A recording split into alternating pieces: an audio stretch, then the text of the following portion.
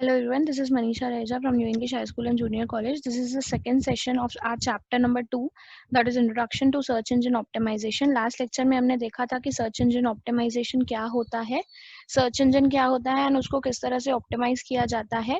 Basically search engine optimization means हम हमारी website को ऑप्टिमाइज करेंगे to get better ranking in search engine.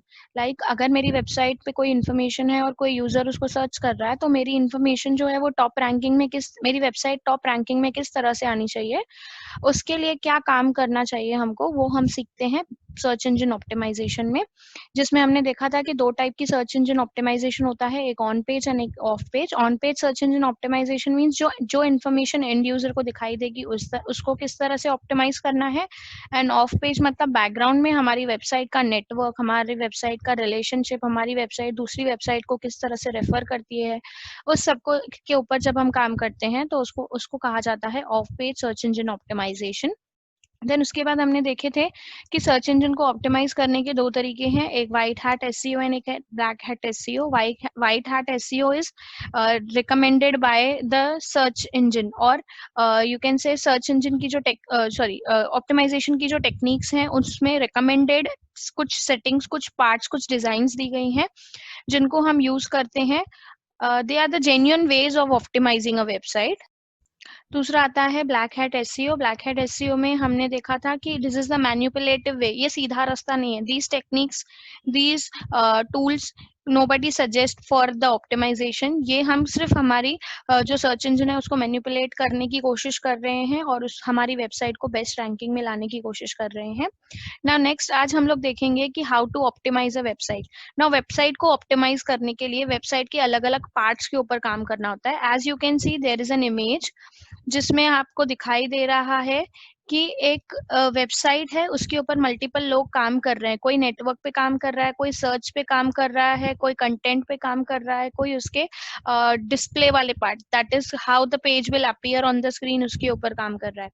तो बेसिकली हम वेबसाइट को जब भी ऑप्टिमाइज करते हैं तो ऑप्टिमाइज करना basically means it is a process of making changes to your website so that it will appear higher rank in the search engine results.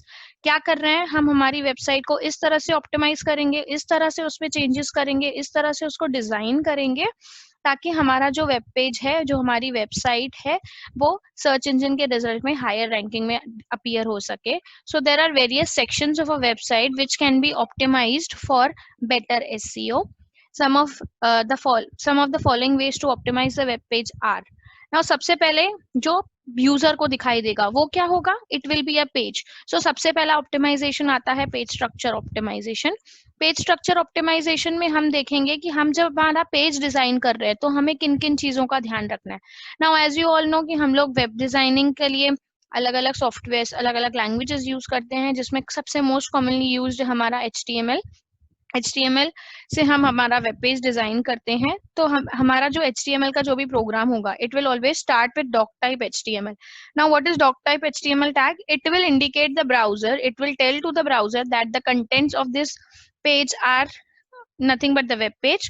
और उस वेब पेज के अंदर हमने जो टैग्स यूज किए हैं उनको प्रॉपरली एग्जीक्यूट करने के लिए हमारा ये टैग काम करेगा and it will tell to the browser कि हमने HTML का कौन सा वर्जन यूज किया है. सो HTML प्रोग्राम कोई भी हो, हमें हमेशा उसको स्टार्ट करना है with doc type HTML. Then HTML में मल्टीपल टैग्स होते हैं. कुछ टैग्स ऐसे होते हैं जो ओपन भी होते हैं, हमें उनको क्लोज भी करना पड़ता है, लेकिन कुछ टैग्स होते हैं जो सिंगुलर होते हैं. सिंगुलर टैग्स को हम लोग ओपन करते हैं लेकिन उनको क्लोज करने की जरूरत नहीं होती है. लेकिन to optimize your website, to optimize your web page, to make it technical error free, तो आप उसको सेल्फ एनक्लोज भी कर सकते हो using. For doing so you can write tag your tag and then the forward slash. Then orders of the tag should be proper. That is, अगर मैंने एक टैग ओपन किया उसको प्रॉपरली मुझे उसकी प्रॉपर जगह पे क्लोज करना है. पहले जो ओपन किया उस टैग को प्रॉपरली उसके सीक्वेंस के हिसाब से मुझे उसको क्लोज भी करना है. Order of the tag should be proper. Most of the time recently open tag will be close first. जो टैग मैंने अभी ओपन किया तो उसको इमीडिएट मुझे कंटेंट खत्म होने के बाद क्लोज करना है. Like you have to see the proper structure of closing also. ठीक है।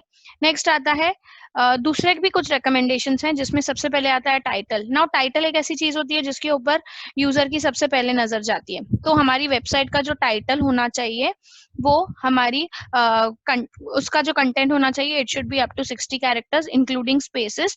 बिकॉज हम कहते हैं टाइटल हमेशा स्वीट एंड शॉर्ट होना चाहिए, कोई लंबा चौड़ा टाइटल देने की जरूरत नहीं है, छोटा सा एक टाइटल देना है। और टाइटल एक ऐसी चीज है जो यूजर जल्दी से नोटिस करता है। Title is very first view for the user to notice on any search result list while using Google for searching. Content should be up to 60 characters.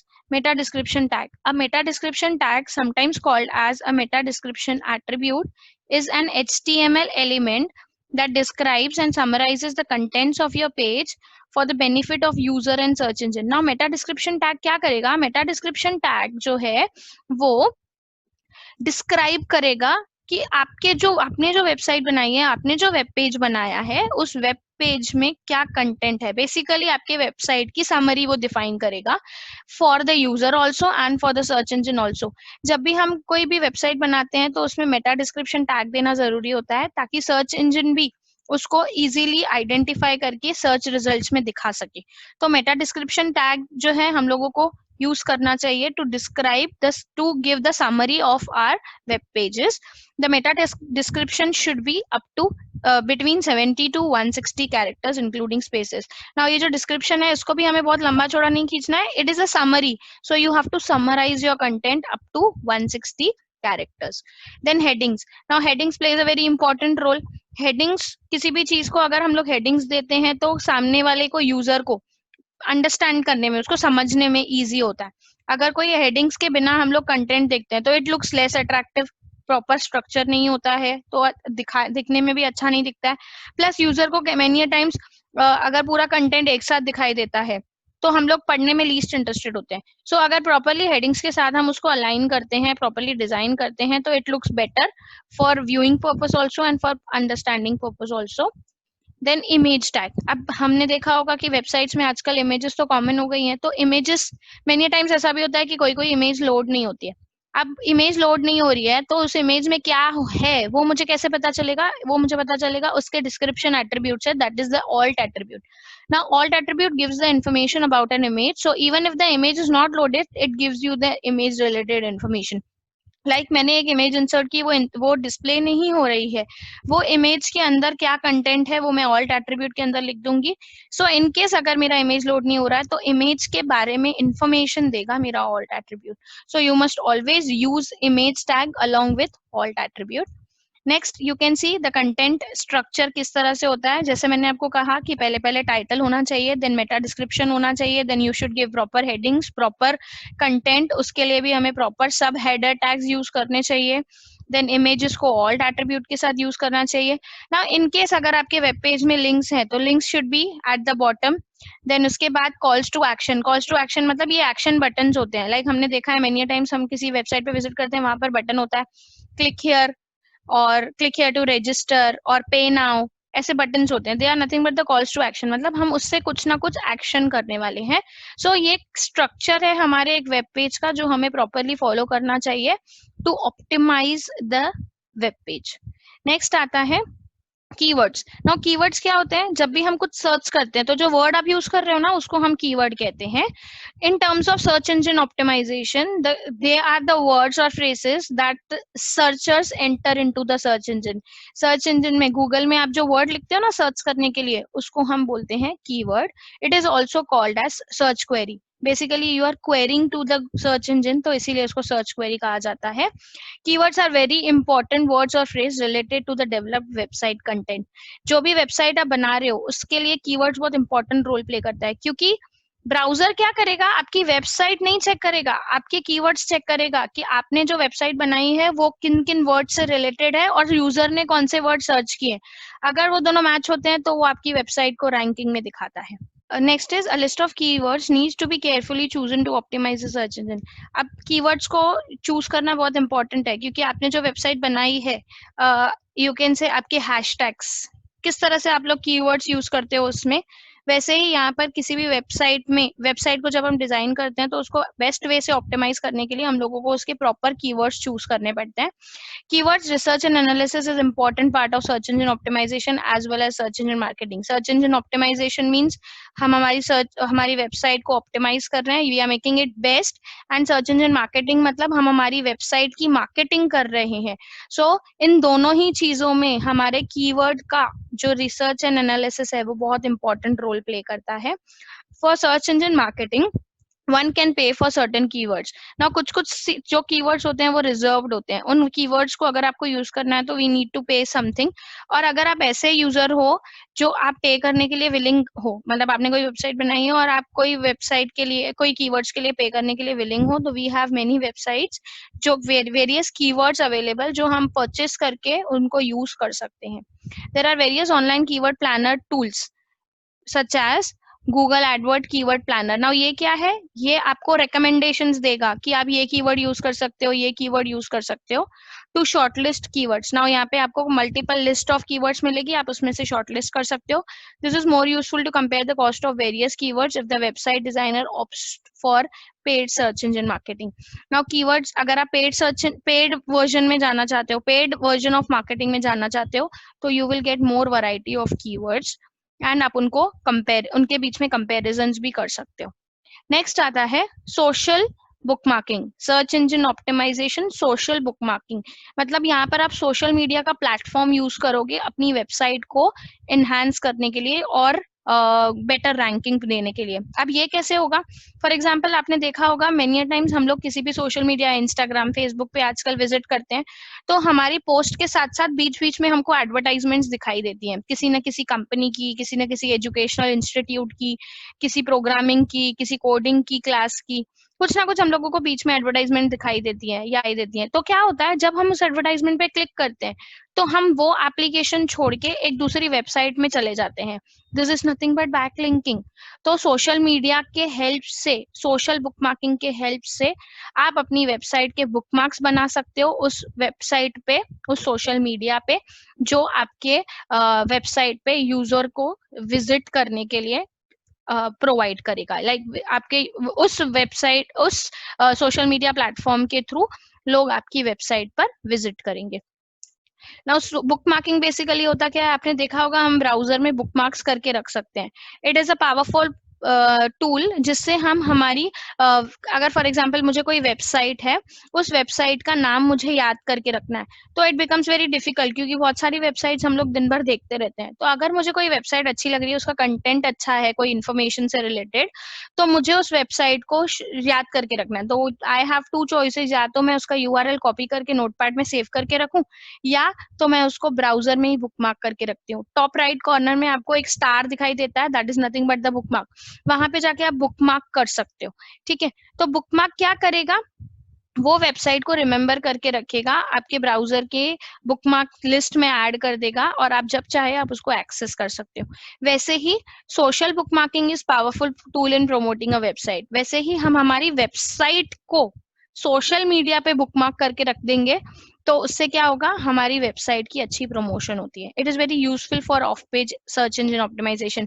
ना ये क्या है? This is not on page, ये user को दिखाई नहीं देगा. User को ये बेसिकली क्या कर रहा है? बैकलिंक क्रिएट कर रहा है. तो बैकलिंक क्रिएट करने की वजह से this comes under off page search engine optimisation.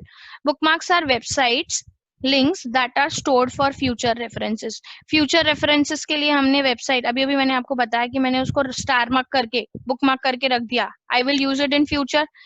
They are very useful especially when web pages with long URLs are not easy to remember. Bookmarking service allows you to save, organize and share bookmark with others. Now ये bookmark जो मैंने create किए मैं उसको दूसरों के साथ share भी कर सकती हूँ. External links are the important search engine factors to rank a website higher in the search engine.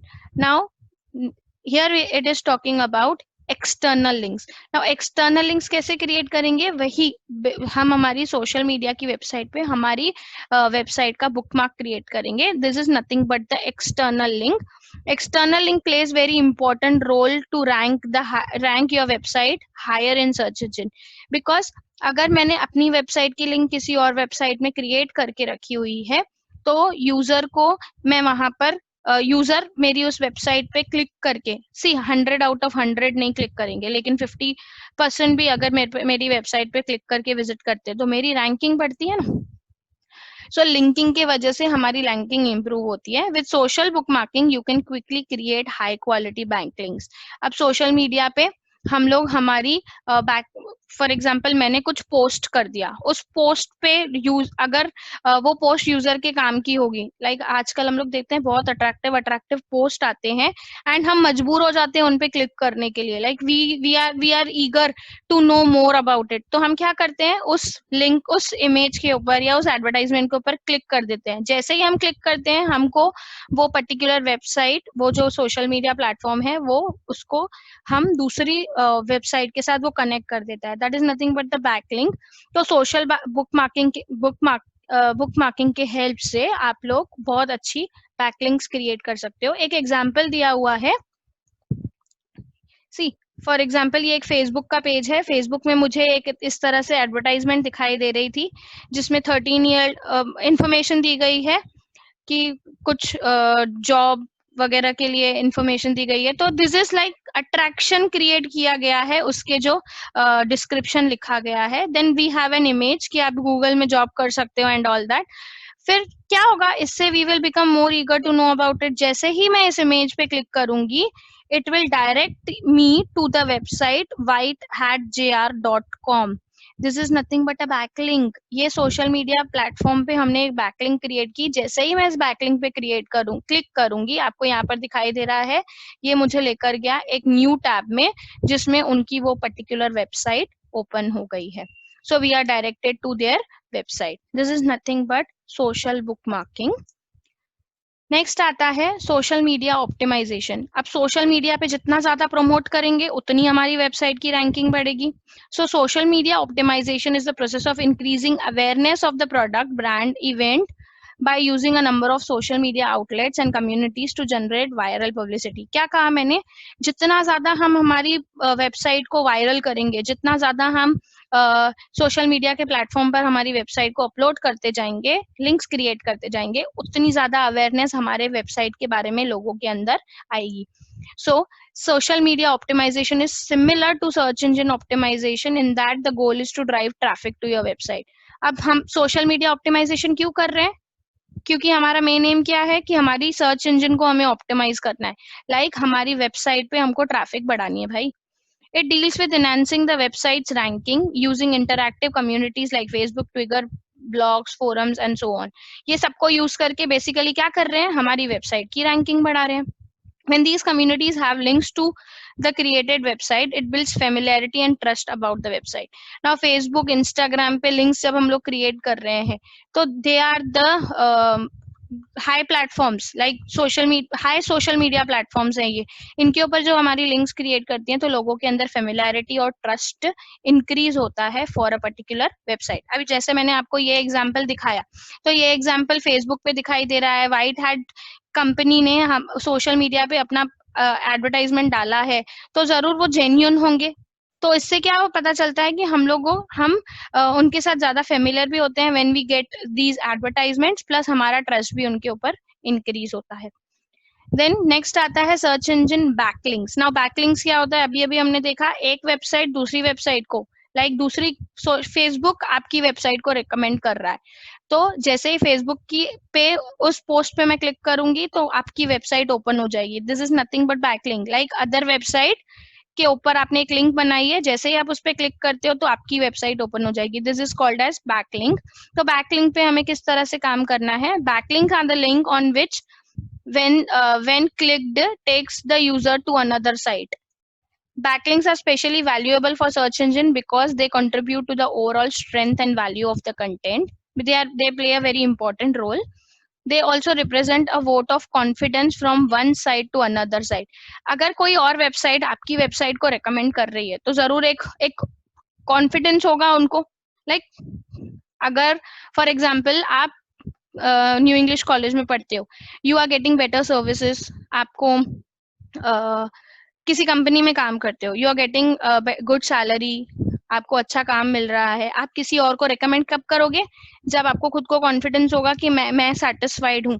तो जब एक वेबसाइट दूसरी वेबसाइट को भी रिकमेंड करती है तो it shows a kind of confidence to that particular website. In short, pages with high number of backlink tend to have high search engine ranking that gives signals to the website that others are interested to know about the contents from your website. Now backlinks के वजह से हमारी सबसे ज्यादा ranking improve होती है। क्यों?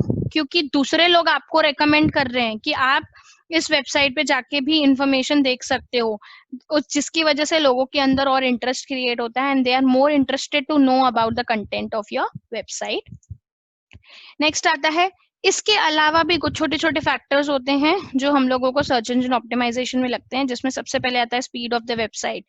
While creating the website, attention is given on the design, content, and many visual as possible. However, all but this can slow down the website and obstruct the usability. Now जब भी हम website design करते हैं हम सब चीजों पे ध्यान दे रहे हैं, कंटेंट अच्छा होना चाहिए, इमेज क्वालिटी अच्छी होनी चाहिए, सब कुछ अच्छा होना चाहिए, लेकिन जैसे जैसे हम उसके ऊपर हैवी कंटेंट डालते जाते हैं वैसे वैसे हमारी वेबसाइट की स्पीड स्लो डाउन होती जाती है। So you have to pay attention on that also.